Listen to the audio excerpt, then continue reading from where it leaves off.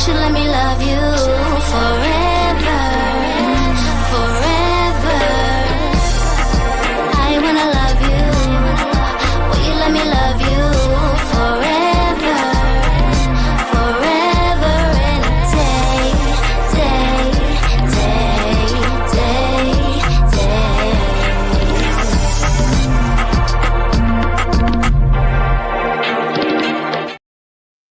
Happy Friday! Happy Friday. Welcome to TMW Online, the Melanated Way. I am Linda. That is Abby. We are on a Friday night, y'all. Friday night. How is your Friday going? Let us know. Covering all things 90 Day Fiance, the original. Season 12, episode 3, I Manifested You, which is the perfect title for this episode. Abby, overall thoughts on the episode? Anything stand out to you? Okay, so what stood out to me is we have a new type of clash. Like, we've seen lots of cultural clashes in the past, but I think that we have some unique, interesting cultural clashes to talk about. And they're in the relationships where I do think that people actually like each other. There's nothing nefarious or scammy going on. I think these people are genuinely like each other, but they're just having cultural issues. And I'm really excited to talk about that. Yeah. You guys already know how I am. So there are standout couples that I like, and there are also couples that I'm just like, I'm not for this at all. Like, immediately no. Immediately no. Hey, Olivia, happy Friday. Okay, Linda, before you get started, I have to say something that I forgot to say last time. You guys, Linda's birthday was last week. Everybody say, happy birthday, Linda. Thank you. Yes, it was last week. I had an amazing birthday. It was amazing. That's all I have to say. And I'm going to continue to celebrate into the week. And I'm excited about my weekend because I'm also going to be celebrating this weekend as well. Celebrate for the whole month. I believe in month-long birthday celebrations. I mean, girl, I've been celebrating for weeks now. So let me wrap it up a little bit. My liver wants to wrap it up. Eyes want to wrap it up. Like, I'm going to need to wrap it up immediately. But after this weekend, I promise. Okay. All right. Hey, Jessica, long time no see. Where you been? What's going on? Thank you guys for the birthday wishes. I really appreciate it. Okay. Mallory and Receipt. Okay. I just want to say off the top that I'm seeing red flags here, and it just couldn't be me. And I want you guys to remember that when people are showing you who they are, I really need you to pay attention.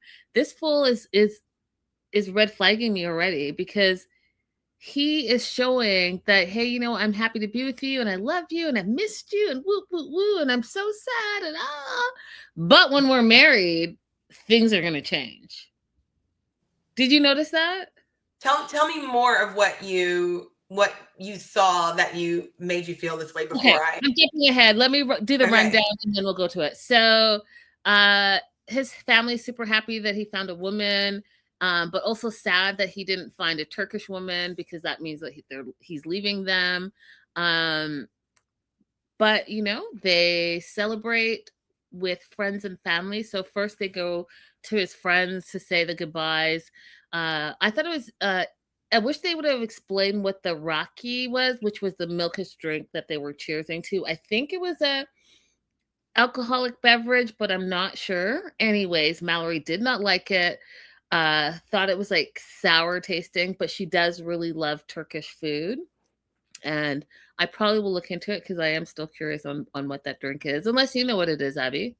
I don't, but we saw it before. There was another couple that we saw in Turkey where she was actually very rude. So I thought that Mallory's, you know, I don't really like it. I don't care for it. But the other person that we saw was like spitting it out and being really rude about it. They described it that time as like a what is it? A curdled milk. Mm-hmm. Yeah. So,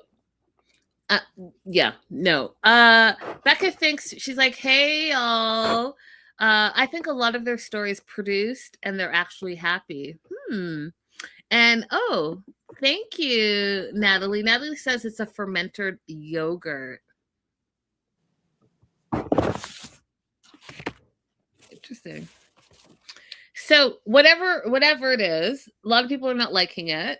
I'm open to trying new things though. You know what I mean? Because you might be pleasantly surprised here and there. So they're having a nice little cookout with his friends, and his friends are like, hey, you know, are you worried at all about going to America? You know, it's going to be hard for you because you can't work. You know, you're used to being a manly man and Turkish man and all of that.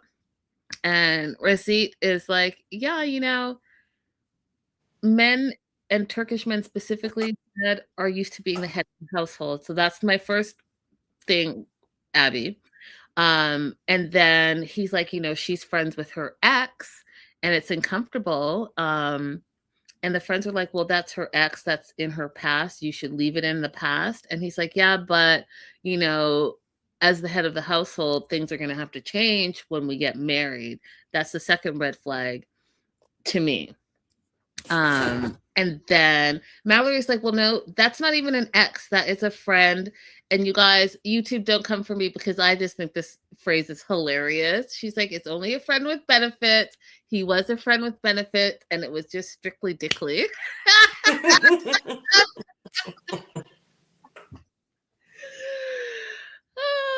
And it was years ago, and it's over, but they are still friends. Now, Abby, I'm going to be all up in your business, and you can answer or not answer. Have you ever had a friend with benefits? And if so, are you still friends with them? I've never had a friends with benefits, and I only have 2 male relationships right now that I would say that I'm friends with them. Neither one of those were previously romantic in any way. I have never successfully turned a failed romance into a friendship, and that's not on me. I'm a great friend. That's because men don't know how to be very good friends. They're not friends to their male friends. It's even more difficult for them to be a real friend to a woman friend. Like a man being nice to a woman that he doesn't find attractive, rare. I'm friends with almost every single ex that I have. Like doing stuff together friends, or like I can call you if I have a problem friend? No, absolutely not. We don't hang out, but like, you know, we'll stay in contact. We know what's going on in, you know, each other's lives, but that's about it. But I've never had a friends with benefits that. But I also don't live in a sparsely populated area. It may be because of where she's from. There's not a lot of relationship opportunity, like friendship opportunity. And so people tend to remain friends with people who they've known for a long time, regardless of whether it's like a healthy friendship or not. Because she's from a part of Alabama that, I mean, I live in an area that's so densely populated, I can just make a new friend. Some people don't live like that. That's true. But I just told you I'm friends with all my exes, and I live in a You're using the word friend, Linda. I would not use the word friend. You are simply in contact with these people. If you're not actively like, I see what you're saying. Like she's talking about somebody that she still goes to dinner with. They hang out. They talk on the phone. That's not what you're doing with your exes.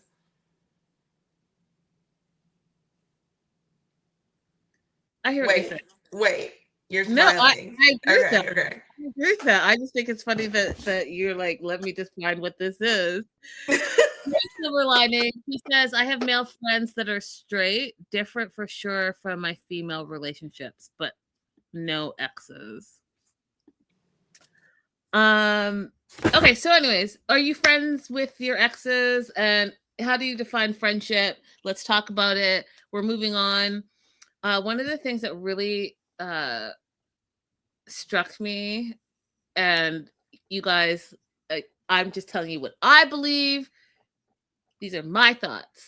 But Mallory was in a traumatic, tragic car accident with her best friend, the mother, and the best friend's child. And she literally said it changed and altered their lives forever.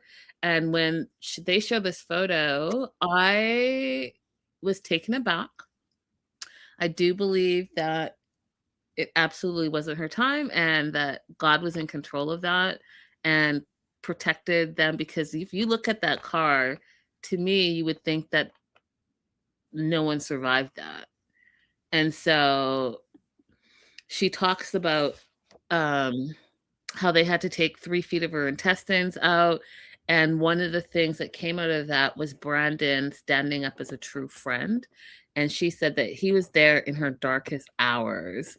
And when I think about that, and I think about what Abby said about friendship, it's true, because who you define as a friend is someone that's there for you in the great times, but is also there for you without you having to ask in the darkest times. And as I get older, and especially as I had this birthday, I realize, Abby, I have a very few, I can count on one hand my actual friends.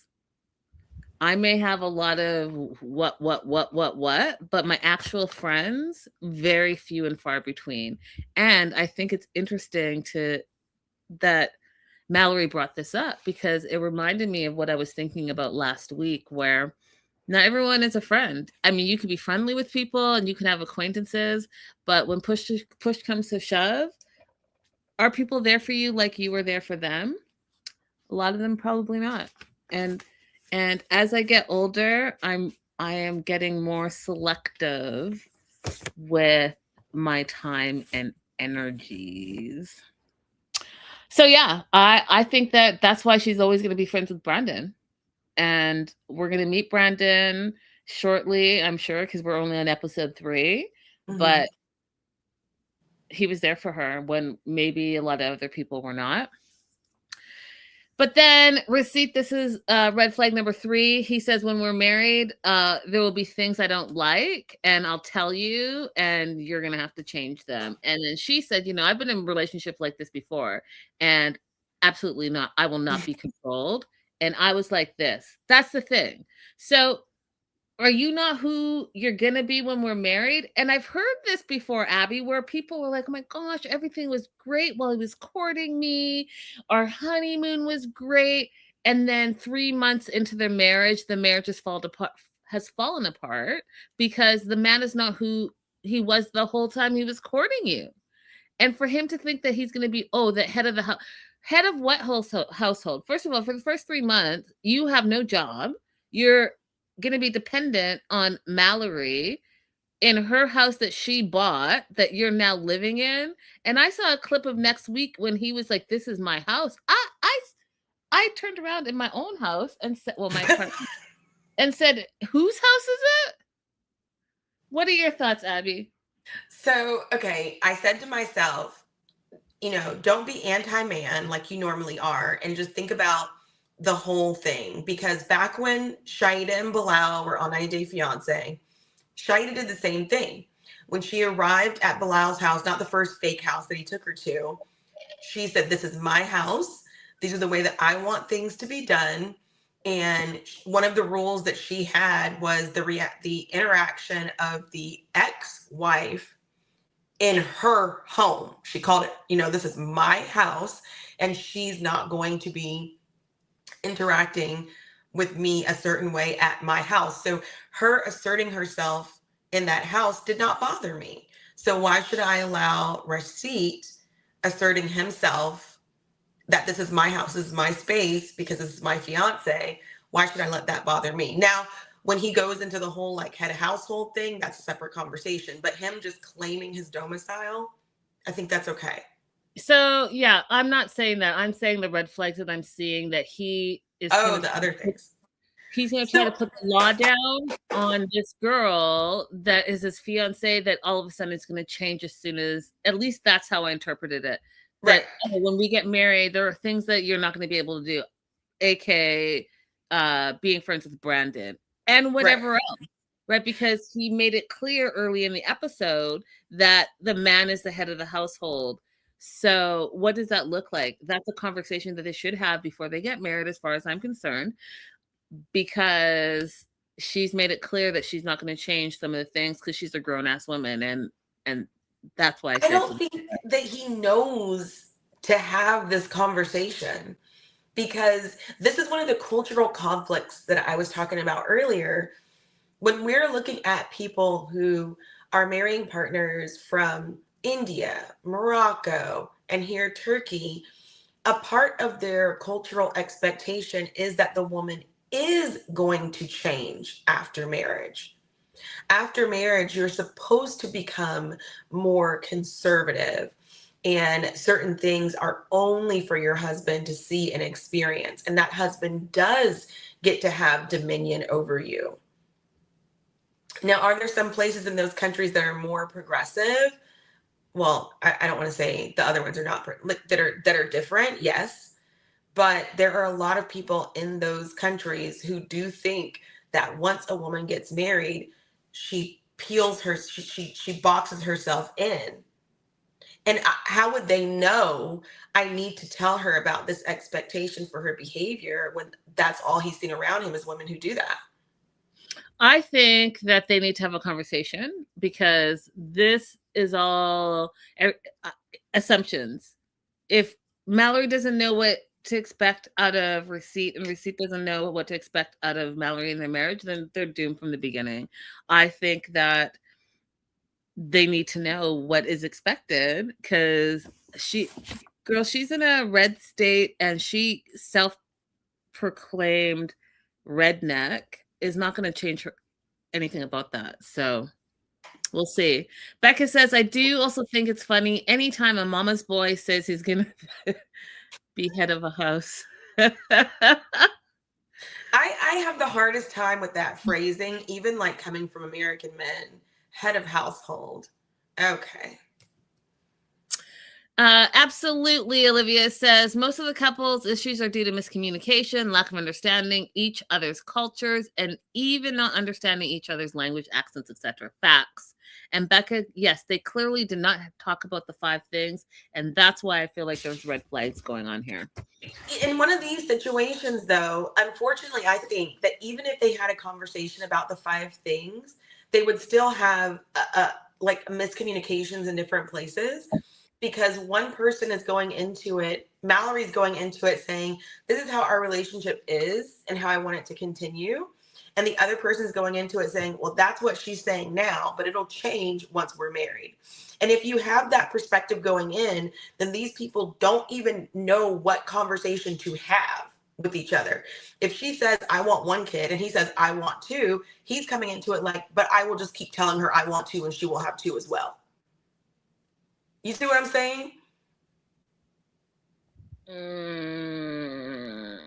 So like, how do you resolve that cultural misunderstanding?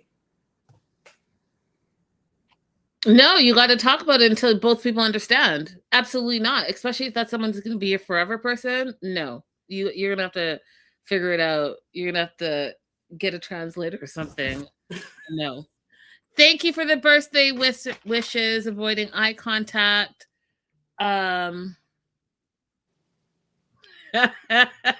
Olivia is on fire today. Olivia says they travel to these countries on vacation and bring a man home without even understanding the person's culture. That is facts. What do we always say, Olivia? You keep your vacay bay on vacay. Yeah. All right. So they had been apart for 6 months.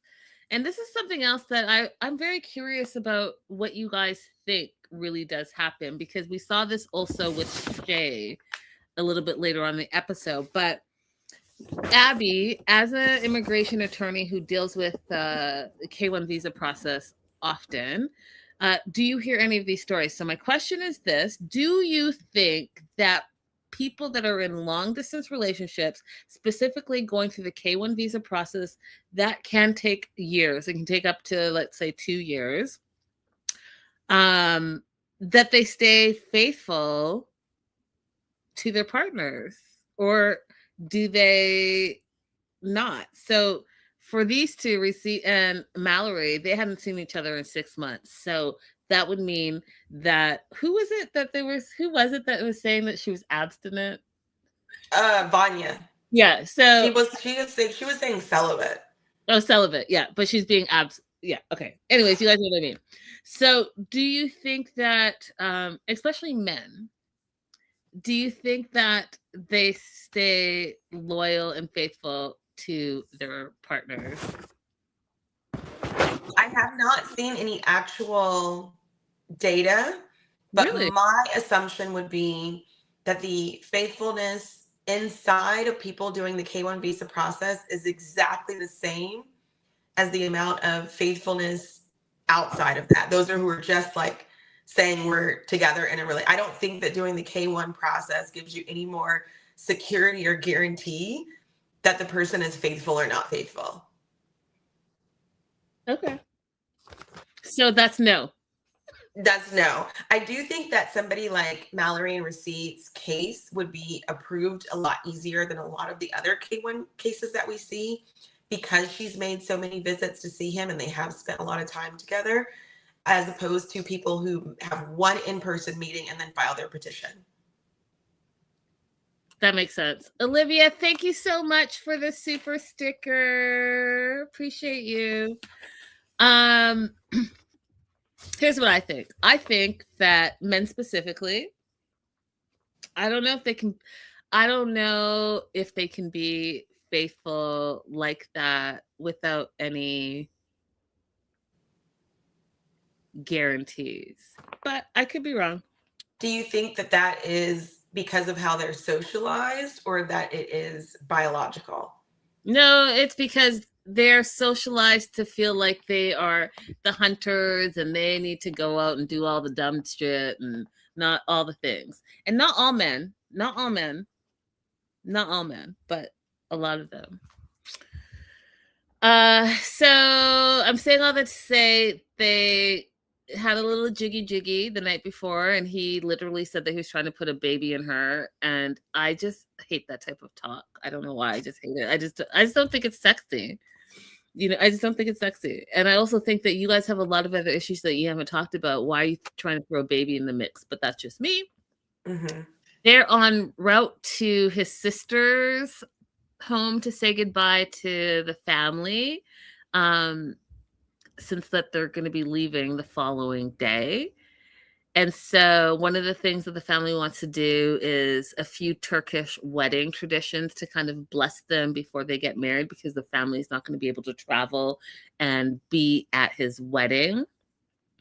And so I loved this tradition, you guys. So it's Sultan coffee. And they bring the coffee, the females bring the coffee to the bride-to-be.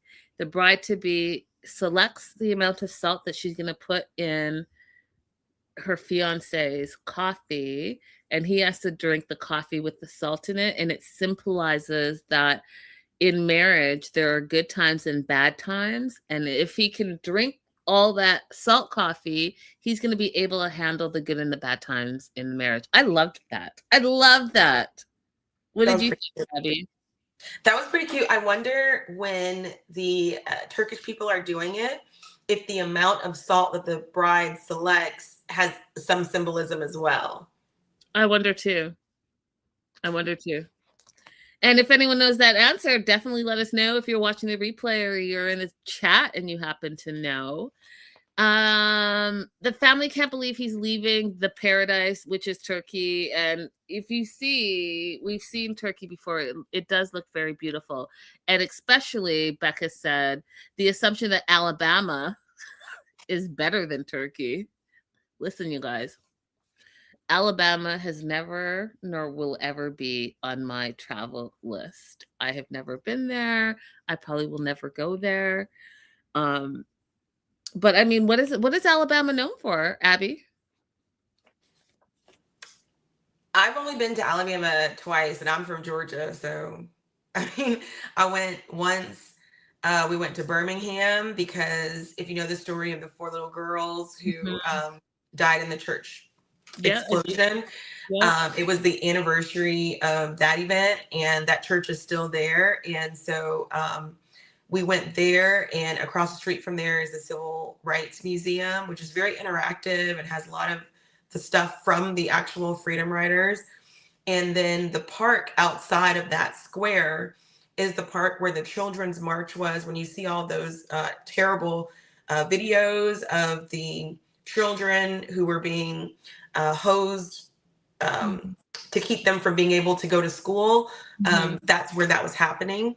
And so they have it paved where you can take that walk around. So there was a lot of historical things to see there. But for a person who lives day to day in Alabama, I don't know like what, if they have the ability to move, I don't know what it is that keeps them there. I know everybody doesn't have the ability to move, but I don't know what keeps them there. If they do. I don't, and you guys, I just don't know anything about Alabama, but I'll tell you this, yeah. Absolutely. There's never been a time that my parents were like, we got to go to Alabama for that part. Becca says, when Sarper and Shekna did it, meaning the coffee and salt, he said that you're not supposed to make a face, and there's a correlation between your reaction and the longevity of your marriage. Interesting. Oh, okay. Because we know that Receipt, his face was all squinched up. Like he took it like a shot, and he didn't appreciate it at all. So we'll see.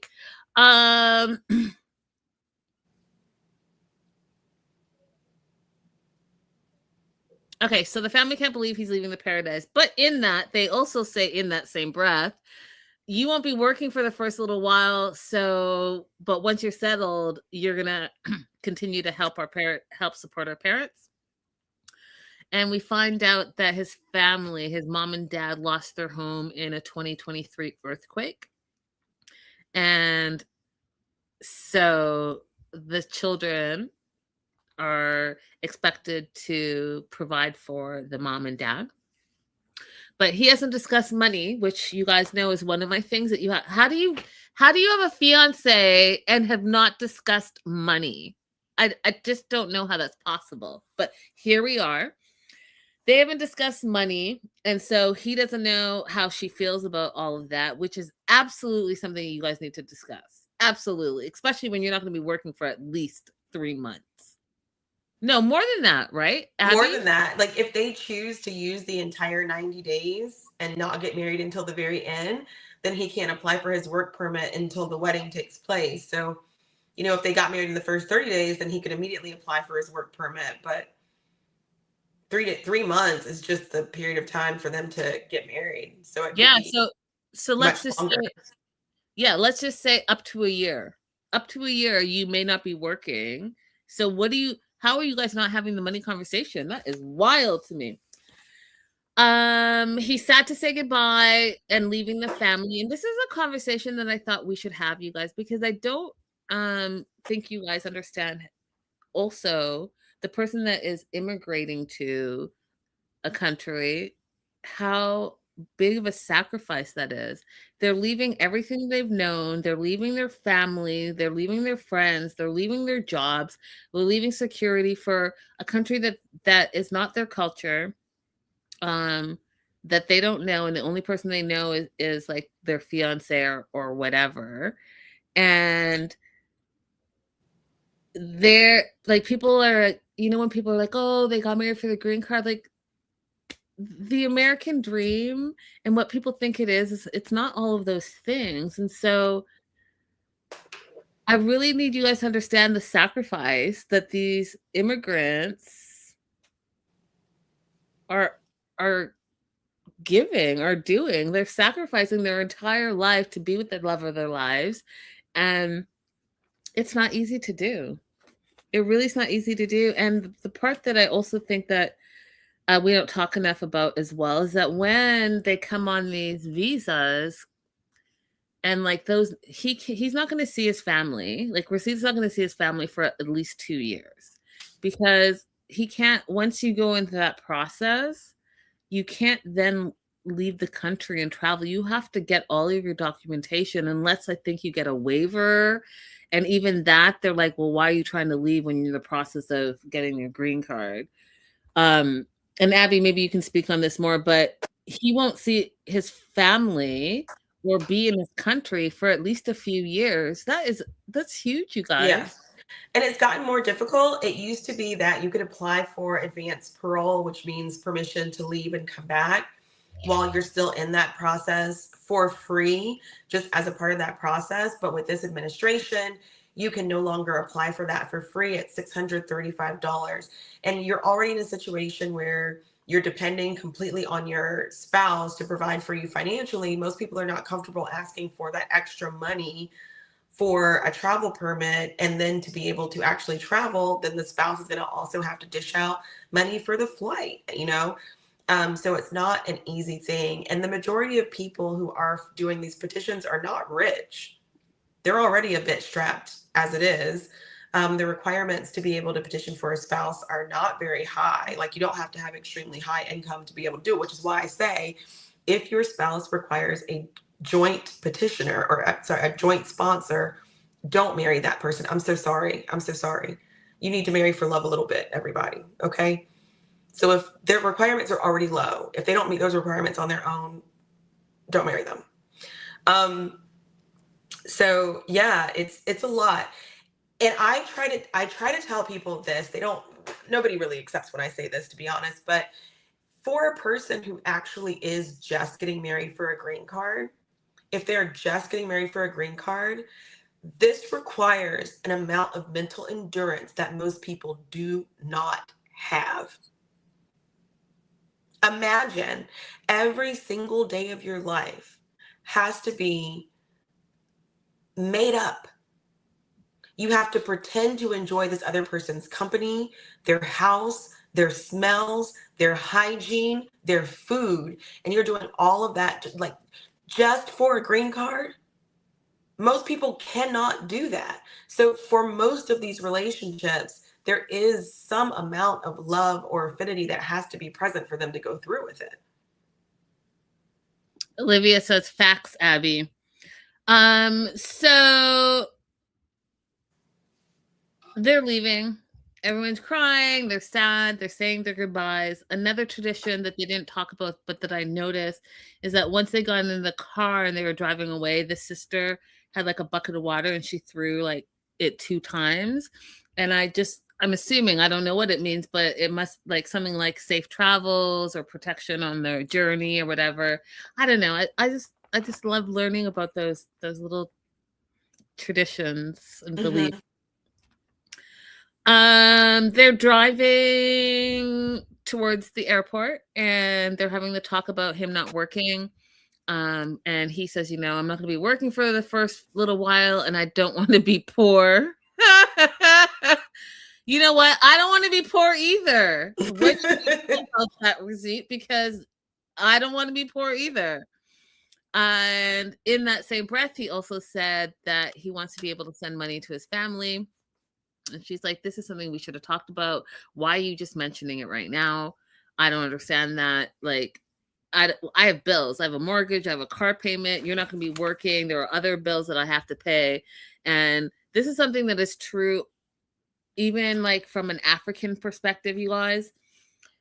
A lot of people in other countries think, because they've been sold the American dream, so they think all Americans are rich. And I want to let you know, I'm going to burst your bubble right now. Absolutely not true. Now, more so than ever, most Americans are living paycheck to paycheck. There are the few that are wealthy. And as we see, I was about to have a TED Talk and I'm just about to stop myself. What I'm trying to say is that all the stuff that you see on TV, all the things that you believe, not true. Most Americans are not rich, period, and full stop. And so for her to say that, as the Alabaman who owns her own home, that we've already learned, that she's still working to pay her bills. So she's like, this is something that we should have talked about and you should have mentioned it before now. And then he didn't really get it. And he said, well, can't you go to work and one day of your pay will be dedicated to my parents? And I thought, the audacity of that statement, because not only will she be taking care of you for at least a year, you now want me to take on your parents. And let me tell you something, you guys. I don't know about you, but I know that When I saw $10.99 strawberries at the market the other day, I was livid. When I see gas prices, and if you follow me on my social media at lindaissogirlie, my personal, I post stuff like that. When I saw almost $7 gas, I was appalled. So a day's work in this economy is a lot of money. Abby, I feel like you have something to say. I mean, this is one of the cultural issues that they're having. Unfortunately, it's not just, the commercial stereotypes of Americans that Mallory is fighting against, but it's the fact that she's visited Turkey multiple times. Do you know what that means to him? That doesn't mean that she scraped and saved and used reward points. That means she's got money. She's got money to burn. If she can come visit me multiple times and each one of these flights is $1,000 round trip, then obviously she should have no problem giving 10,000 lira a month to my parents. That's only $217 roughly. That's nothing to her because she's flying to visit me multiple times here in Turkey, and she's paying for hotels while she's here, and she's buying all the food she wants while she's here because the conversion rate is so great. That what they're experiencing in this conversation is something that he did not even know would be an issue. It's just, I got to say it and then it'll be done. Is it That's what I think. And I know, like, from my perspective as a Westerner who does not need to send money to my parents, has never been asked to send money to my parents. For me, it's ridiculous for you to assume such thing. But if I was from a culture where I was expected to do that, then it would have already been in my mind, oh yes, I have to remember that I need to also put some money aside for his parents while he's not working, because that's a part of me taking care of him. Cultural clash. 200 USD a month is nothing in comparison to what she earns, in his opinion. I mean, I do think that, again, I'm not sure if I necessarily agree it's a cultural clash. I think it's a relationship clash. I think that that's a conversation. They didn't talk about money, and now he has assumptions. You can both be you can both be Americans, and this girl is thinking that you are going to pay all her bills, and you're like, absolutely, that's not what I'm going to do. But you guys haven't had the conversation. Do you see what I'm saying? Like, you have to, I don't care who you are. I don't care where you're from. You guys have to talk about money, because if you're not on the same page about money and how you spend it and how you save it, you guys are never going to work. You're never going to work. I am going to take a stance right now. I'm making a declaration.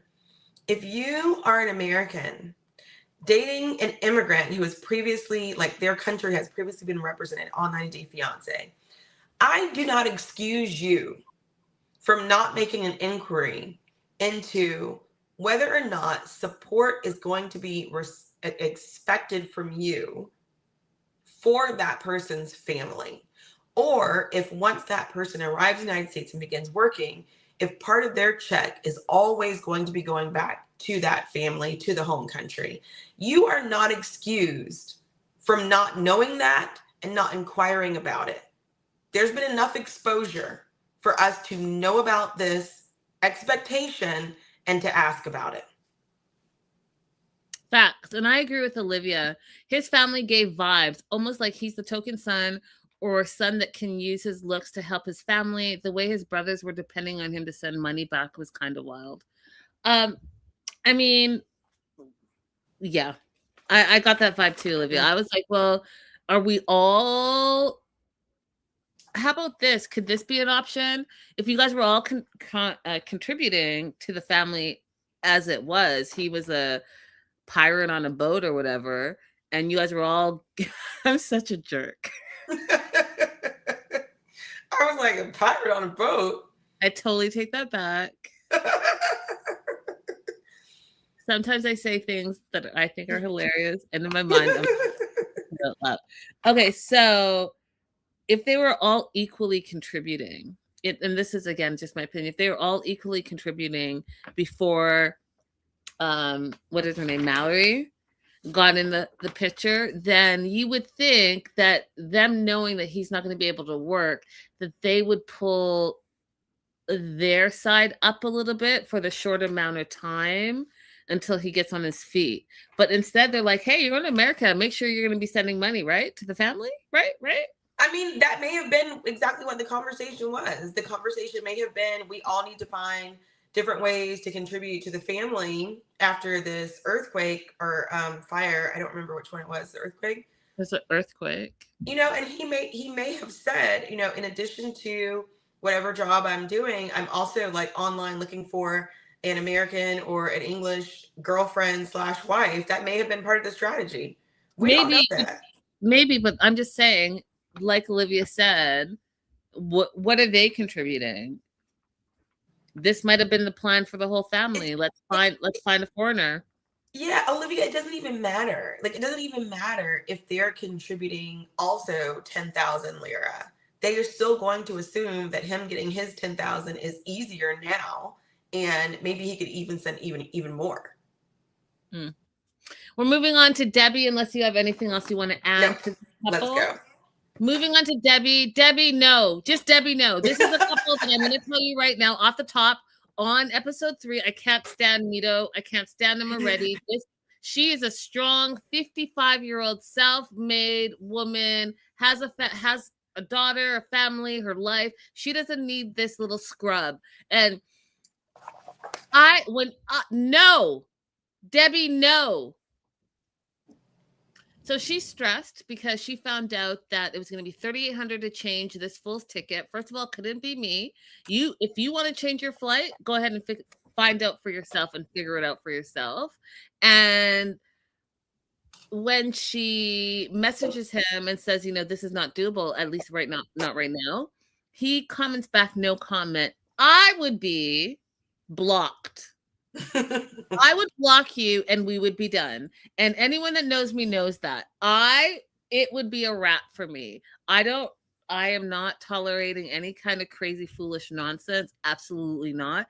And especially as a 55-year-old grown woman, she's losing sleep, Abby. She's crying. She's stressing out. She's sitting on a park bench, all woe is me. What the? You are too grown, Debbie. You've done too much for this friggin' fool to be stressing you out. What is he even bringing to the table? Mito. So, literally says, my note says, quote, I hate him already. I only have 2 lines that I wrote. She just sat there crying. This is terrible. I wanted to play with her. That's all I wrote for them. Listen, when she said he might not get on the flight, I said, that's probably the best thing for you, Debbie. Let him not get on the flight. And then, but no, there's still more. She's up late because he was supposed to be there in 6 hours. And when she texted him, he said he's still at home. So she's not sure if he's going to be on the plane. Again, why are we entertaining this as a grown-ass woman? You have grown children that don't behave childish like this. Like, are you dealing with a child? You are supposed to have, this is supposed to be your fiance who you're going to share your life with, and he's playing games with you and you don't know where he is and you're losing sleep over it. He wants you to just willy-nilly $3,800, just willy-nilly like that. And then he's playing games and not messaging you. And when he does message you, he's rude. I don't, you guys, no. I don't think so. That couldn't be me. And maybe I have a cold, dead heart, but I also know that I'm not 19 anymore and I'm not playing teenage games. You can't waste my time. But here we are. So she's not sure he's on the plane, but she's gonna go to the airport anyways. Abby, again, it couldn't be me. My note says absolutely not. Do you know how far the airport is? Do you know how someone has to love you to go to pick you up from the airport, you guys? It's a whole ordeal. Like, what? You're not going to take an Uber? can I call you a car service? Y'all, this is so especially for people in LA. They hate picking up friends to LAX. They will send you a black car before they will come and pick you up from LAX. Everybody I know in LA avoids going to that airport to pick anybody up. 100%. Send the cars. Send the cars. I will take you for a great meal, but no. So this whole thing that she's doing, absolutely not. Then her daughter says, Devin says, my mom's not doing well. She's not handling this situation with Mito very well because she hasn't heard from him. And I thought that her daughter was going to do more and be like, hey, Mom, you're acting erratically right now. And for you not to be eating and sleeping and getting sick because this fool hasn't messaged you seems kind of like outrageous. Like maybe I should take you out because, she lives in New Orleans. Mm-hmm. Have y'all been to New Orleans? There's go and listen to some music and soothe your soul. Plenty to do. Because this sounds ridiculous. Anyways, daughter didn't say that. So they're off to the airport to pick up Mito. And she's bought him some American flowers, red, white, and blue flowers. Welcome to America. That I don't know. I think I want to say that's an American thing. I've never seen anything like it. And she brings her dog with her. And FYI, dog's super cute. The way the dog does the laying sitting thing, how some dogs just like plop out like that. I love seeing that. I think it's adorable. She is standing around, waiting around. She feels nauseous, runs to the airport bathroom and pukes because she is so anxious. She doesn't know that if Mito is, again, couldn't be me. She is waiting. Now it's 1 hour past his flight time arrival. She starts crying. I literally said, no way. There's no way, Abby. First of all, you drove all the way to the airport and now you're sitting for over an hour. And then we find out she's now waiting an hour and a half. You've also puked. Again, you guys, it couldn't be me. You think that I'm driving my car all the way to the airport? I'm paying those airport prices for parking. I don't have a gas car, but if I was using my gas, I'm paying those gas prices. And then I'm going to sit around and be sick and hang out at the airport all day waiting on you, not knowing if you're coming or not. Abby, I have a whole life. I mean, the airport, it's Alabama. They probably don't have a charging parking lot, but still. No, we're in New Orleans. Oh, New Orleans. That's right. Yeah, you're paying for that parking. Yeah, I can't. There's no situation under which I'm at the airport and you haven't confirmed with me that you're coming. I mean, planes also have Wi-Fi nowadays. So if you're choosing to not tell me that you've got on the plane, that you're on the plane, all the hours it takes to come from, I've never flown from Egypt, but I'm assuming that's at least 10 hours. Maybe. What? Maybe 8 at the least? At least 10. Yep. No, I'm not there. And I don't care if you're coming anymore. Because what is that? What is that playing with me? Exactly. What is that making me unsure? Right. And that's supposed to be never a moment. At no moment in any relationship should I be confused about who I am to you. Agreed, 100%. Agreed. And if your partner is also purposely making you feel insecure about yourself and your relationship, then that shouldn't be a relationship that you're in, which is my whole point of this whole Debbie thing. So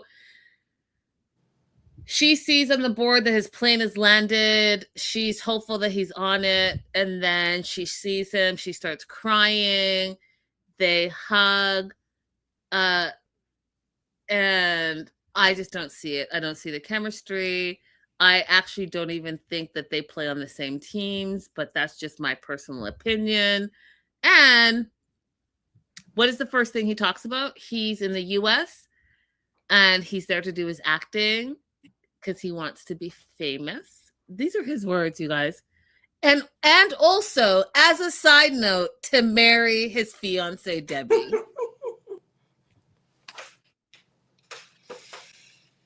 Mino said, manifest, manifest, manifest. Listen, y'all. He's like, I made it to America. I'm about to be famous. Oh, by the way, I probably gonna have to marry this woman to get my green card, and I probably have to give her a little bit of attention because honestly, I guess that's why I'm here. People didn't call her, didn't message. No, nope. Like I said in the beginning, hate him already. You want to add anything else? No, I have no other notes on them. Moving on to, so here's what I thought was interesting, you guys, because when TLC sends out the press releases, and I do get them, and they give me the breakdown of all the couples, Paula and Thomas were not on it. So you know how I normally show you guys, like, oh, here's the new couple? They were not on it. And I'm curious as to why, if they're a filler couple, because that's what TLC tends to do when something hasn't worked out mid-season. They throw in a filler couple, but we'll see. So Paula 41 from Brazil, and Thomas, he's really from North Carolina, but he's in Long Beach, California now. And okay, before I get started, what were your thoughts on this couple? I do feel like this couple has some really genuine love and interest for each other, but it's for me, it's just a little bit weird when somebody announces a dating preference outside, not even just outside of their own, but just specifically white. When somebody has a dating preference for a white person, that's a little weird for me. It's like, what is, it's harder for me to swallow. And maybe this is my own bias, but like, if I had a dating preference for, let's say, a Moroccan person, like we know that Emma, like she really, really wants a Moroccan man. I'm like, okay, you like the music, you like the food, like you like something about Morocco that makes you want to be attached to there, right? The same thing when people are constantly going back and forth to like the Philippines or Thailand. Okay, you got an Asian fetish, like, all right. But when somebody says like, I really want to marry a gringo, I really want to marry a white person, I'm like, what are you after there? Domestic violence? Like, what are you after?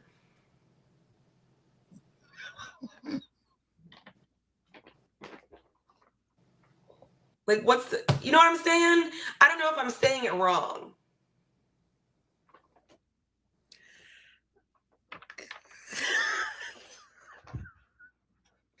I don't think it's going over well. Like, what's the cultural thing that you're after?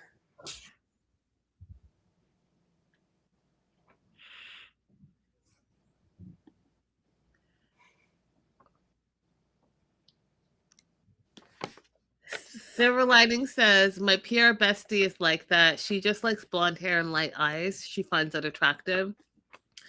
I'm personally not going to totally get into this, but I will say this about Silver Linings. I think that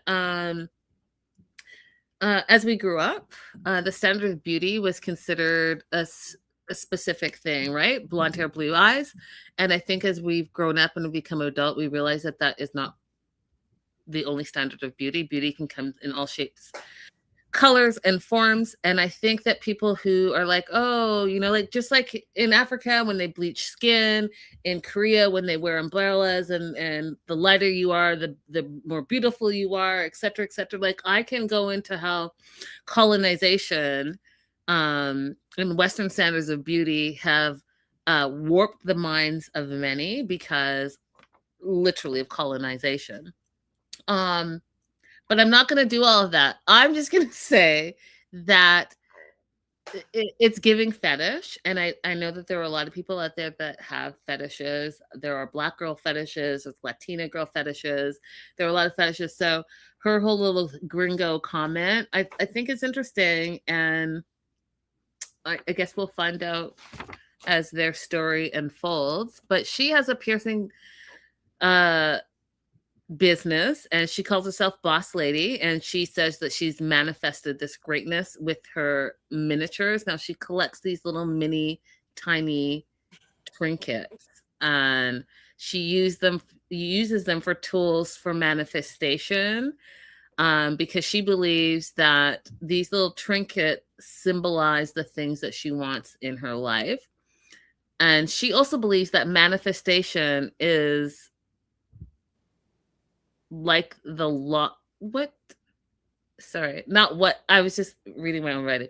She believes that manifestation is a law called quantum physics, and everything is little atoms and protons, even your thoughts. And where you put your energy is where you put your thoughts. And so you build that reality. That is her whole belief system. Abby, go ahead, because you look crazy over there right now. She's free to believe whatever she wants about manifesting, but you cannot change the structure of an atom. Like matter is matter. Matter is physical, it is liquid, or it is steam. A thought is not matter because it's not one of those forms. So it doesn't have atoms, it doesn't have protons, it doesn't have neutrons. I mean, I wasn't going to break it down. I was just telling you what she said she believed. There's a lot.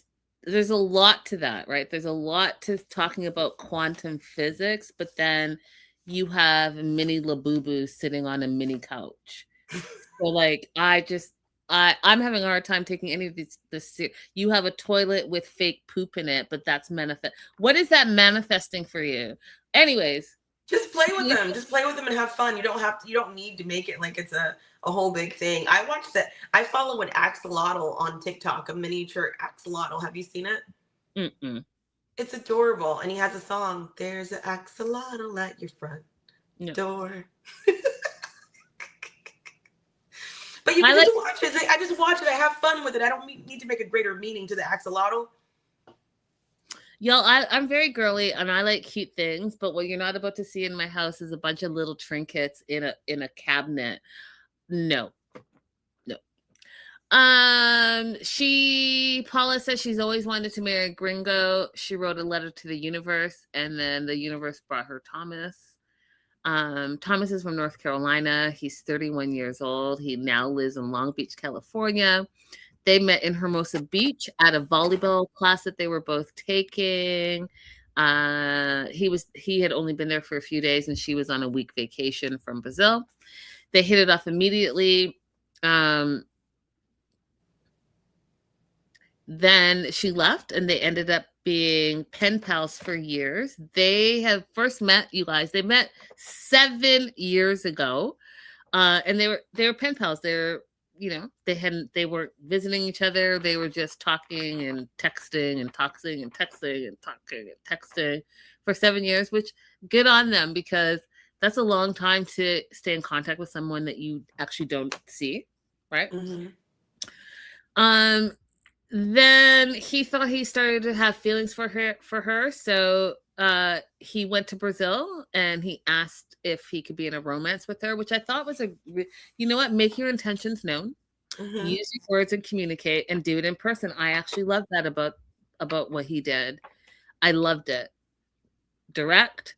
At the time, she had a boyfriend, but she ends up breaking up with the boyfriend because you know what, you guys, it is true that someone that you can laugh with, someone that's your best friend, is probably going to be your best relationship, which is what they were, best friends.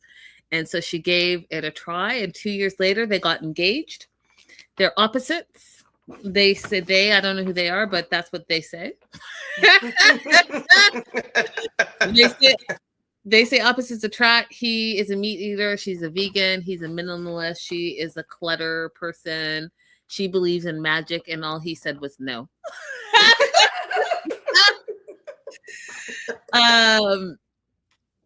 And here's what I really loved about Thomas and him bringing in Paula to his life. Now, he didn't do some things, but here's what he did right, in my opinion.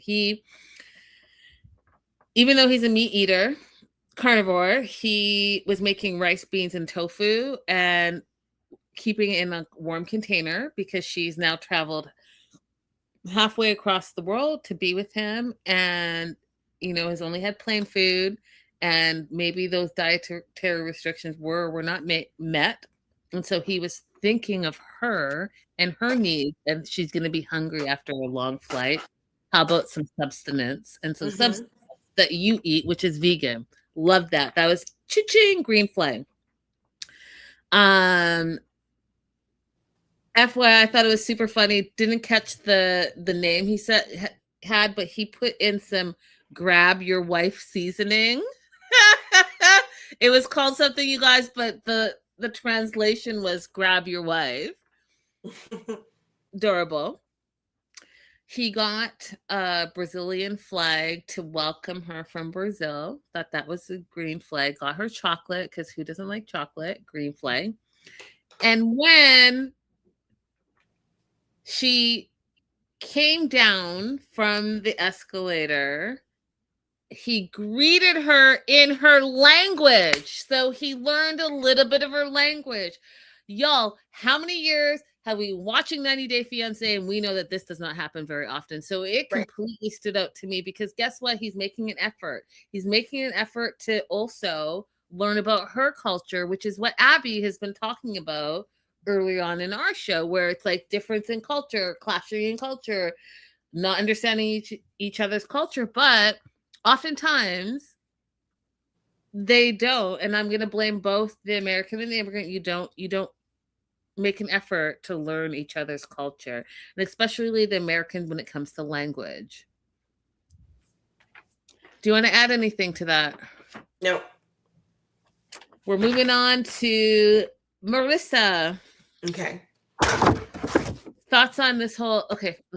Your thoughts on Marissa Edward. Okay. So in general, I think that when you think of a step parent, you should think of an extra person to love your child. And if you come at it from that perspective above anything, then everyone is going to have a better relationship moving forward, or the best opportunity for a relationship moving forward. If you come at it from the point of, I need to be number one to my child, and they need to always default to me for everything, and I need to be more important than the other person is at all times, that's going to make it very difficult for any integration for your child. And what's better, for your child to be loved by you, or for your child to be loved and cared for by many? I like that. That's first. That's my perspective on whenever I was dating someone. If I was going to have a step parent in my child's life, is this person going to be capable of being another person I can depend on to care for and consider my child?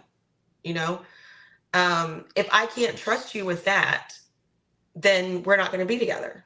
And I have to trust that my ex-husband would make those same kind of inquiries of a person that he's going to have in my child's life. I'm not going to come into a new relationship when he's had long-term relationships. I don't go into it questioning that woman and saying, I need to be more important to my child at all times than this other woman. I would come into it saying, I hope that they have something that they can offer my child in terms of time or education or expertise that will make their life even better than what I could do by myself. I mean, I love everything that you just said. Olivia, you might be ahead. I haven't seen anything yet, so I'm going to pause on your comment, but we can circle back next episode. But what I will say is Marissa is giving like 1% vibes, and I didn't know that about her. So Michael is her ex-husband. She says he's a great dad. He just was not a good fit as a husband for her. But they have worked on co-parenting in a healthy, kind way. I actually really love that. I think more people need to work on that, work on co-parenting and being kind, because at some point you two loved each other. And so you need to like sort through that. So her sons, Derek and Cole, are spending time with the dad. It's his time to have them. But before they leave, she wants to have a tete-a-tete with Michael about the dynamics of the family changing now that Edward is coming. How does he feel about it, etc., etc. Michael is having some feelings because one of the things that I don't think Abby is very co-parenting of Marissa is that she didn't tell him, Michael, about her relationship. The kids told him, and then he confronted her. And I thought, if you guys have done all this work to co-parent and be kind and be healthy, that was very toxic of you to allow the children to be the one to tell your ex, especially now that he's not only are you dating, but he's moving into the house. That is a big change. Right. That's too much information, changing the home environment of your child without the other parent knowing. And listen, y'all, I watch too much true crime. I'm not saying all step parents, but some step parents should not be in the home, right? So the other parent absolutely has to have that knowledge that that's about to happen and have some say in it. Are you all crazy? You just not going to say anything, and all of a sudden this man shows up at the house? That is okay. Then we find out that Marissa comes from wealth, which I'm gonna say this, you guys. I was so impressed that she was like a CEO of a major company. I said yes to the dress, the whole thing, but I just find it less impressive when you already have all the cards in your deck stacked for you. I just find it less impressive. So that being said, she comes from wealth. And Michael talks about how even with him, he felt like a loser because her parents had so much wealth that he didn't feel like he could measure up to the standard of what she's used to having. And he's worried that Edward may feel the same way and feel intimidated. And you guys know that a lot of men have little egos, and a lot of their egos is wrapped up in how they look, how much money they make, what cars they drive, etc., etc. And so not only is Marissa the breadwinner, but she's also like in that 1%. And I mean, I'm going to call it right now, Abby. Not this fool. This guy has not even, he's never left his country. He's never traveled. He's never stayed in a hotel. This is the first time on an airplane. Like, I'm not saying he's not cultured, but he has not done even 0.001% of the things that Marissa has done. Are they equally yoked? And is that your man? Because I've got to tell you, the vibe I got as soon as I saw him again at the airport was sugar mama, sugar baby. Like, he's like a cute face for her. That's the vibe I got, but I could be wrong. So she's making a present for Edward. It's a house key in a box. It's only symbolic because her house is all digital entry. I died of laughter. She's like, I'm giving you the key, but I'm really not giving you the key. She also is struggling with the fact that she's not sure she wants to give up her single independent lifestyle. She had to meditate in her big bed about having to share her bed, when now this is the last time she's gonna have the big bed to herself, and she is gonna have to support, just like that her son, I can't remember if it was Cole or Derek, but one of them said, hey, by the way, like, is he gonna need an allowance? Yes, he is.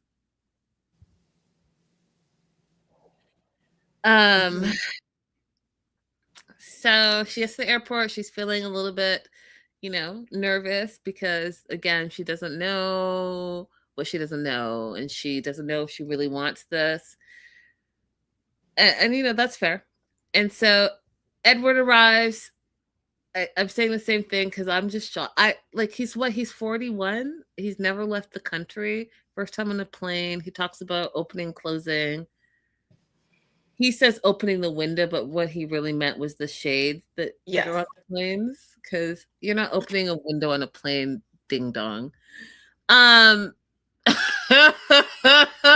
Oh my God.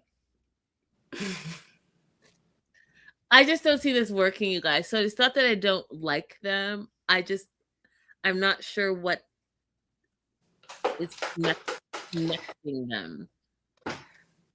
You want to say something, Abby? I feel it. So go ahead. Edward has got himself in the 0.1% of 90-day people who actually come into a situation that is what people think Americans live in. Him and Aaliyah, okay? Him and Aaliyah have landed in the lap of luxury. And if Edward does not behave and know how to milk this and make this happen, I don't know what to say to you, Edward. If you let your ego interfere with this free ride that you have been presented, what can we do for you? Because if I landed in this situation, I would be like, what do you want for dinner? Give me your card, I'll go get the groceries, and I'll have your dinner on the table. You know what I mean? 100%. 100%. Olivia says, she says her family didn't really accept her ex, but somehow she thinks they will accept the younger, poor Dominican. Okay, Marissa.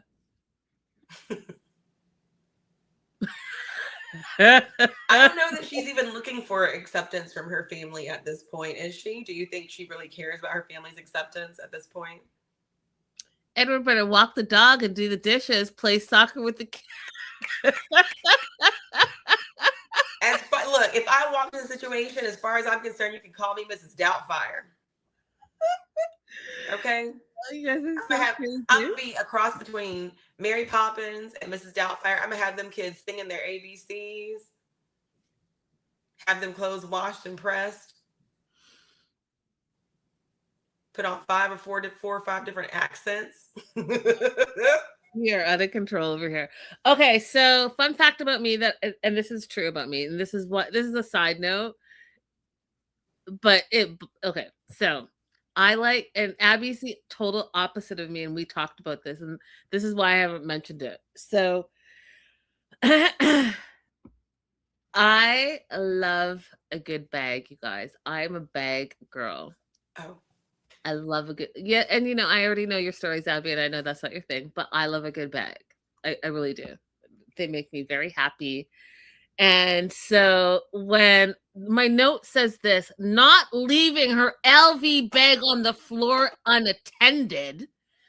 Not only are you at the airport where you're not supposed to leave your bags unattended, but you now put your Louis Vuitton bag, on the big one, on the floor, and just walked away for this dude that's never even bit off of.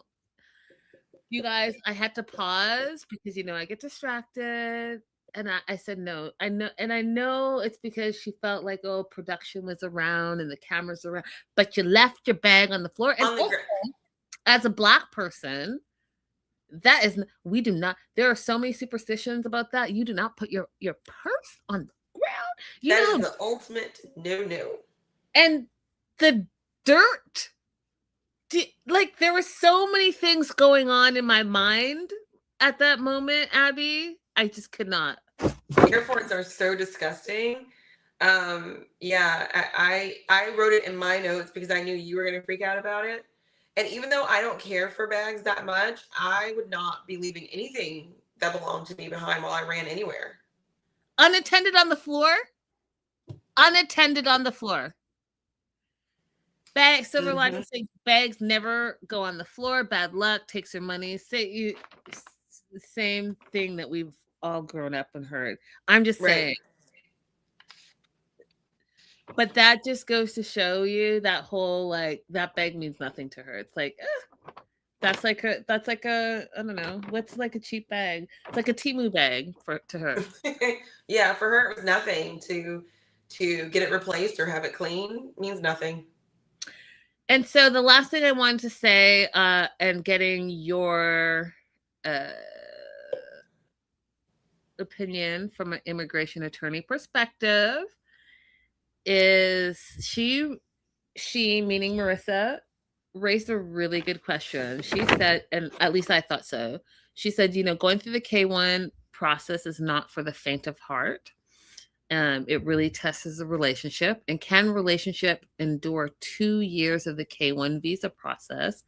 And I wanted to see what your take was on that, because I also think that is true between the distance and the money and knowledge and paperwork, and then getting your partner over and then going through the 90 days, that whole process, that's 2 years, right? For someone that you say, hey, I've spent a little bit of time with them and I think I love them, but you haven't spent the day-to-day time because you haven't had that opportunity yet. Can a relationship, and can your relationship survive that? A great many applications are abandoned. A great many applications are filed and they're either immediately abandoned and they don't respond to any requests for additional documents, or once they are approved and go into the interview phase, the person just never schedules an interview, never attends the interview. A great many are abandoned because the relationships don't make it for one reason or the other. And that's okay. Like, you don't have to force the relationship just because the K has been filed. But I would be interested in exactly what the statistics are, just in numbers, because we won't know why they didn't pursue it. But just in numbers, I'd be curious to know how many are filed that are not pursued, because that's a revenue source for the government. Right. When people file and then they don't pursue it. Yeah. Yeah. I mean, you learn a lot in that short amount of time, right? Those 90 days, you're forced to live together. So you learn a lot. Do you want to add anything before I move on to Crazy Katie and Josh? Let's go, Katie and Josh. 88 Days to Wed. I don't have a lot of notes for them. They're leaving the motel to see the new alleged apartment that Katie has gotten them. But in the meantime, she's super hungover and she was quote unquote annoyingly drunk. Wants to know if Josh thought she was annoyingly drunk, and Josh is in his feelings because not only was she super drunk and she made his welcome party about her and not about him, but also to his words that she was brazenly obvious about her hookups and her friends that she's hooked up with. And we talked about this earlier, because hookup can mean a lot of different things to a lot of people, different people. Hookup means she did the jiggy with her friends, and all of them. Every man she invited. As well as she's made out with every female that she invited. She is open opportunist when it comes to getting jiggy with it and hooking up. Okay, so he's thinking about he's in his feelings because she's a party girl, and he's thinking about marriage and future. And I do want to say these two things. First of all, you met her exactly who she is. She didn't say that she was going to change being a party girl, and you fell in love with that, and then you proposed to that. So this is who she is and how she presented. Nothing has changed. And so for you to now want her to change her ways, I mean, she can if she wants to, but it can't be because you are now thinking that you want to take this relationship in a different direction. She is showing up who she is.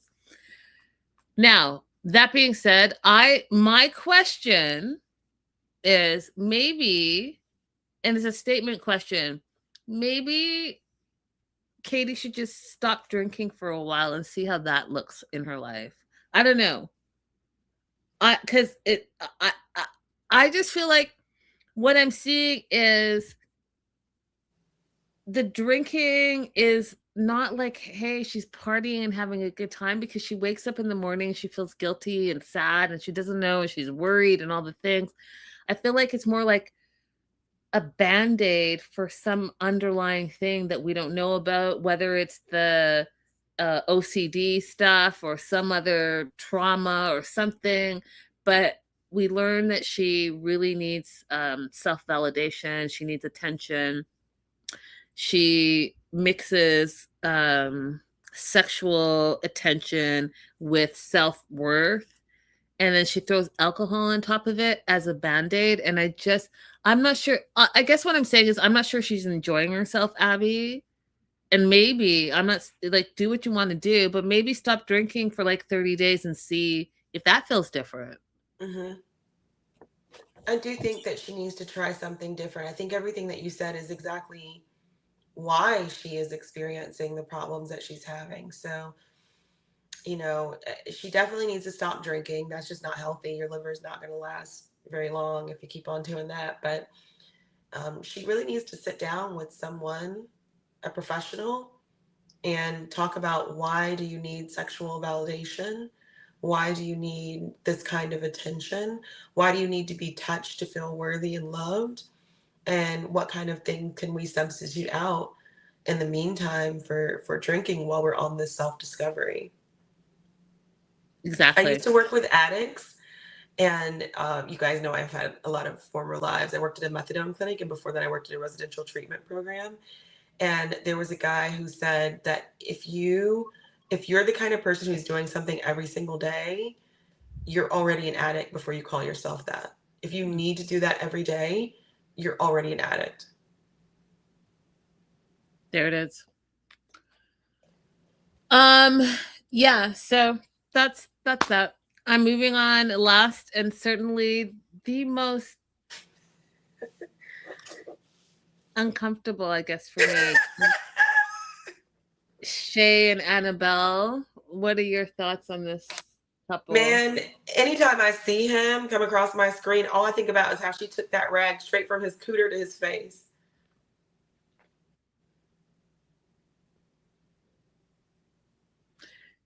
Girl, yes. Okay. Okay. Let me just suck it up. Okay, so they're in the bed, and TLC, I see how shady y'all are being, and welcome back to the good old days, because you guys, down to the filming and the music, they are so shady McCady, and I'm here for it. So they're in this not Airbnb, a bed and breakfast that was an old church, and they like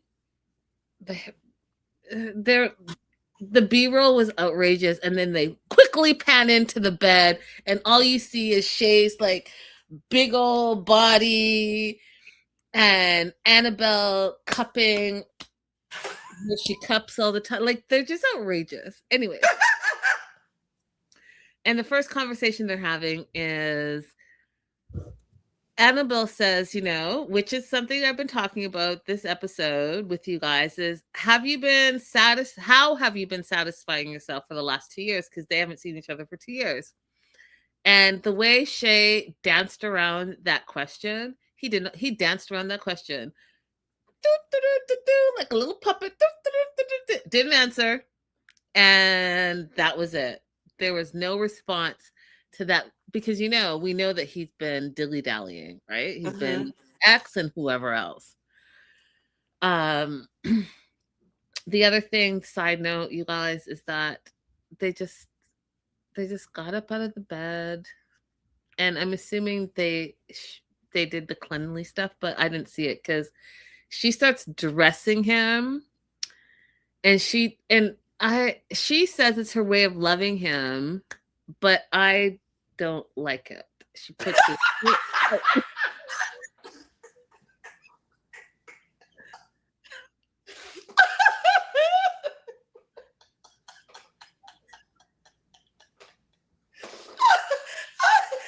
you said,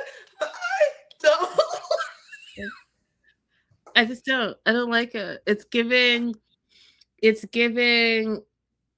schmuck vibes, tourist vibes. Like, I just don't like it, you guys. I don't like it. He's like 50. What is he's 54 years old? Like, he should be able to put on his own t-shirt and socks, and like, is that your baby? You're cleaning his ass and wiping his face and also dressing him.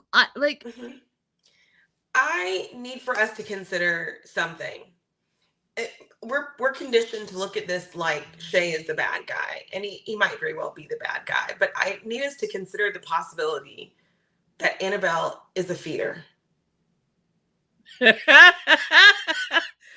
Oh my God. I need us to consider the possibility that his weight and his inability to clean his own self to her satisfaction is a little bit of a fetish to her. You probably are not wrong.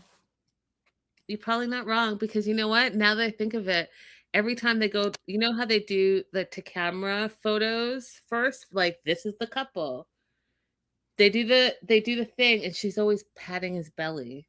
Patting his belly. Oh God. Okay. It's I'm gonna have to circle back on this, you guys, because that is just too much for me to think about right now. So I'm gonna keep it pushing.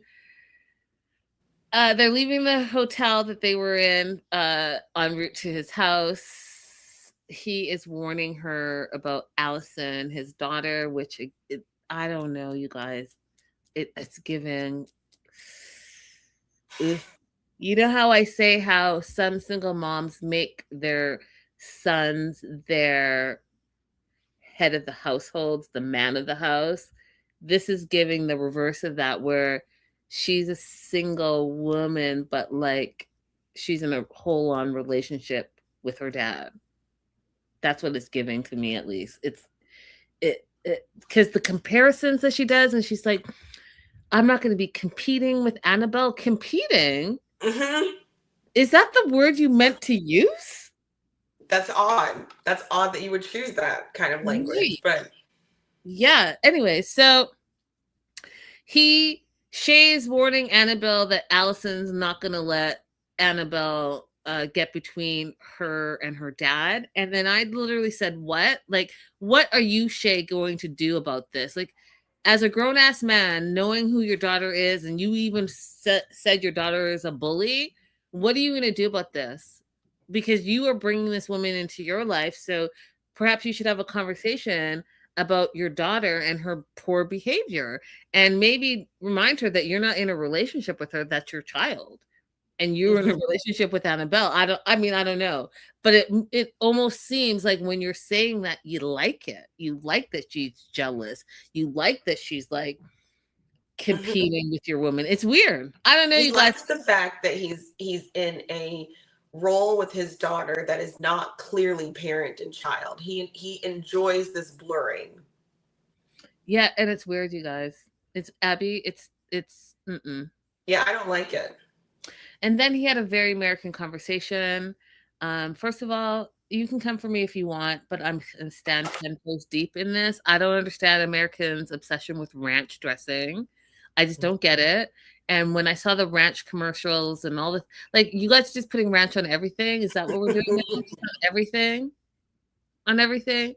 And so when Annabelle was talking about rice being a staple in the Philippines, and rice is a staple in a lot of countries, you guys, just throwing it out there. But when he compared it to bread and potatoes and onion rings, I said, oh, America. Like, oh, America. Onion rings, Shay. Bread. See, like when he was first started talking, I was with him. I was like, okay, I'll give you bread. I'll give you potatoes, whatever, you know. But when he said onion rings, I was like, now Shay. Onion rings. You guys are just so crazy. It's just so crazy. You guys are so crazy. So crazy. So they get to the house, and this whole the whole situation is just so, I don't know. I think maybe I've just been big city living, and I need to go to some of these smaller. I don't know what's going on, but they get there. She's greeted with what I said was craziness after a long flight, and I've done many of them. What I'm not about to do is walk into chaos. Like, no, thank you. Between the kids, the mess, the dogs, the gates, the lights, even Annabelle said it was all crazy for her. It was too messy. There was dog hair everywhere. She couldn't even sit down. She had to move the toys from the couch. She couldn't even sit down. She started cleaning. She was already folding blankets, like the whole thing. She said, oh, look, it's dirty. But he was obsessed with showing off the house. So he was taking her across this house and he showed her the fridge and said, look how big this fridge is. Look, this is an oven. You don't have an oven. This will be the first time because in the Philippines, where she's from, she only had cooktops. Then he showed her the bedroom, and there are deer heads everywhere. And she was like, "Why do you have dead animals in the room? It's weird," she says. And he's like, "Oh, I used to be a redneck. This is what rednecks do." And I was like, "Sir, you are still a redneck. Used to be." But what I thought was interesting that she thought that that house was huge and she loved it. She loved the kitchen. She loved the little nook that was the dining area. She loved it. And that just goes to show that you should just really appreciate. I'm talking to myself, you guys.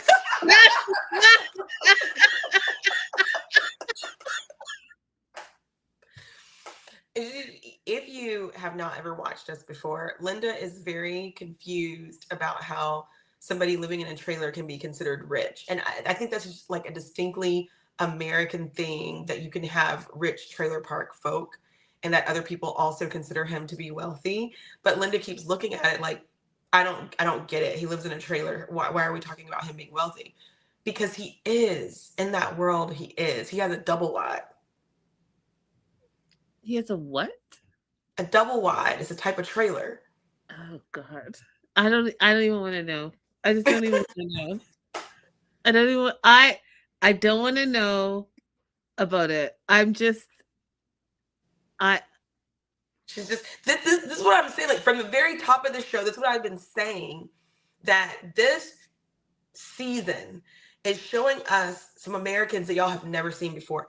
And I really feel like being exposed to this type of American is going to help you understand why we're in the situation that we're currently in right now. 100%. 100%, because this fool had, listen, y'all, those deer heads were bigger than the bedroom. And then the things that he was focusing on was just so he shows her the room. I'm looking at these deer heads and fish. He had an axe. You know how much true crime I watch? You got an axe on the wall in the bedroom where most, anyways. So this is another very, very American thing. You guys, Linda is Canadian. You don't understand how violent American culture is. You don't understand how violent our homes are. And like him having weapons on his walls did not even register to me. Oh, yeah. I was like, what? Did not even register to me. The majority of people's homes that I went into as a child, we have guns. It's a lot. It's a lot. Like it was a lot. That's why I was like, I get it, Annabelle. She's like, it's weird. It looks weird. Yes, it does. It looks weird. And why? No.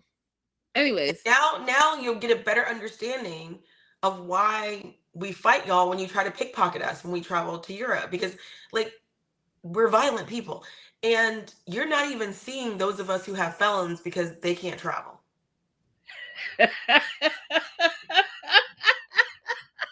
And the way that your thing just did a thumbs up was perfect. Okay, so the other thing that I thought was weird is that he shows her a bunch of jewelry that he got her. So he got her a diamond ring, diamond earrings, and a necklace. And I mean, that's lovely. I'm sorry. I need you to see what Silver Linings just said. I don't actually know if we're allowed to read it, but I need you to see what she said, because this is exactly what I'm talking about. Oh, that sounds terrible.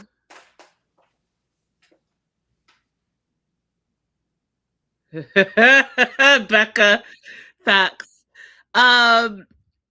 So I just thought it was weird that it was like he was showing off, but it was like, what are you really showing off about?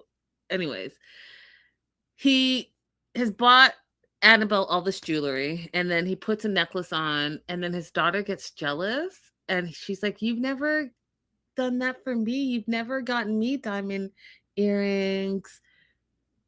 And it was weird, you guys. It was like a weird, I don't know, like je ne sais quoi. I don't know. Do you know what I'm saying? I don't know. It was weird. Like the vibe I got was off. I can't explain it. It just what it didn't sit right with me. So I can explain the vibe that you're feeling. Let me try to do it YouTube friendly. There is a category of corn that if you are a corn watcher, it's constantly being pushed off on you. And it's in this vibe of inappropriate relationships between step-parent, child, inappropriate family relationships. And it is consistently existing within a particular dynamic. This is the vibe that you're feeling. Oh my God. No. Oh my. A Targaryen type of thing, if you will. I just, you know what? That, okay. Oh. Okay. Focus. Okay. So his daughter's jealous of his fiance, which is so weird. And then she literally says, you guys, if Annabelle is going to make this a competition between them, then she's not going to give her blessings for them to get married, and then she's going to have to go back to the Philippines. And then again, I said, a competition? Is that the word you're looking for?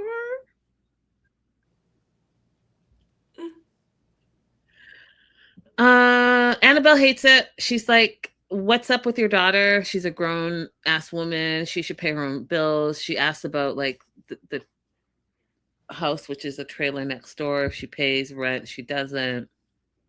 Before Allison leaves, she asks for some money from her dad, and dad gives it to her, and she's like, I don't understand what's going on here. And he's like, oh, it's just for some biscuits. It's like, biscuits? There's so much I just don't understand that's going on in this relationship that I like. You guys, I probably could spend another 40 minutes just talking about the things I don't understand that is going on at that house. Where do those big dogs stay in that little house? Do they stay inside? 2? And then the kid, oh no. You need a bigger house, sir. Or you should put those, what is it called? Doubled wides? Put the double wide and make them a quadruple wide or something. I don't know. It's very confusing. It's very confusing. This is so exciting for me. I love reading all the comments whenever clips of them get posted or clips of Mallory get posted, because I'm like, yes, bring us some real Americans. It is so confusing. And this is not a minority group. This is like a large majority of rural Americans are just like this. And the majority of America is rural, not city. And I want to say something, and I don't mean to be disrespectful, but it's something that has been trending, and it's just a little worrisome for me. Why are y'all not bathing daily? So to put that on top of what I just saw here, it's very concerning. Well, there's a group, and there's a lot of overlap with the types of people that we're seeing right now on the show, who believes that getting wet in any way is a bath. If they get in the lake, that's a bath. If they're in the river that day, that's a bath. If they play in the water hose, that's a bath. And that has been that's a pretty common thing that I've been exposed to since I was little, but I was always told, that's wrong. We bathe every single day, but people who don't live like that, you don't confront them about it. You just simply don't live like that on your own. Oh. All right, I'm gonna think about that because I personally feel like I have to go out in the public with those people that think that they run in the river and they bathe for the day and then they want to, like, I'm gonna have to think about it. I will mind my own business for a moment. I can't promise you that I won't have some thoughts on this. On that note, happy weekend, you guys. Have an amazing weekend. Just love on yourself and love on others. Life is too short to not be happy and spread love. And we will see you guys very, very soon. We love you. Don't forget to like and subscribe. And come on over to our Instagrams. Our personal Instagrams, you guys, are very fun, very fascinating. You learn a lot about us. I watch Abby's all the time, and it is a thrill. Listen, I'll leave it. Yeah, I will. I will. It's different. French It's not like you're getting toast. the same thing. Thick French toast, egg, sausage or bacon, your decision, on top of another piece of thick French toast. Oh, does that sound delicious? Oh, you missed it. Bye, guys. Bye.